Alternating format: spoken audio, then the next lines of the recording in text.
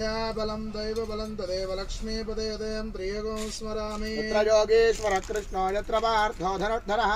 श्रीर्वजयोर्भूते ध्रुवाणे तिर्मतिर्मम हृदय सकल कल्याण भाजनं यत्र जायते प्रजस्य भजं नित्यं प्रजामि शरणं हरिः सर्वदा सर्वकार्येषु नास्ति तेषां मङ्गलम् एषां हृदस्थो भगवान् मङ्गलाय हरि लाभस्तेषां जयस्तेषां कुलस्तेषां पराभवः